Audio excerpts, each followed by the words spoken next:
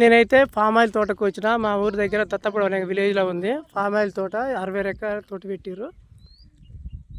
ఈ palm oil వల్ల మనకు లాభాలు నష్టాలు అనేది అన్నట్టు తెలుసుకుందాం.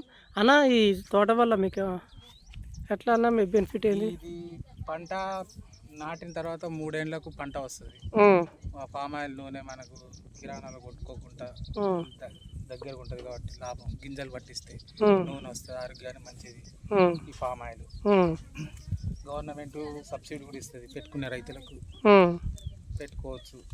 నీటి వసతి ఉండాలి. పామ్ ఆయిల్ ఆరోగ్యానికి, నూనె ఆరోగ్యానికి మంచిది, చాలా బాగుంటుంది. ఈ పంట వల్ల రైతుకు కూడా ఆదాయం ఉంటుంది. ఈ పంటకు ఒక చెట్టుకు 9 మీటర్ల దూరం ఉంటుంది.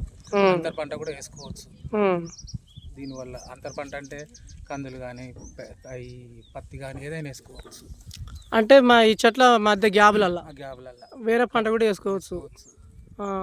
మనకు లాభం ఎంత వస్తుంది ఒక 1 ఇయర్లో? టన్నుకు ఎంత ఉంది ఇక్కడ కోసి పెట్టడమే కానీ కోయడం రాలే, ఇంకా కోతకు రాలే. ఎంత వస్తుంది ఇంకా ఇన్కమ్ అనేది ఇంకా స్టార్ట్ కాలే.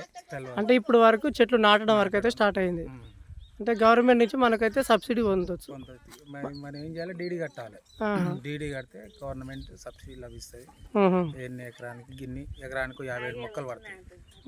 ఎన్ని ఎకరాలు పెడతావు అన్ని ఎకరానికి ఇంత అని ఇస్తుందా సబ్సిడీ గవర్నమెంట్?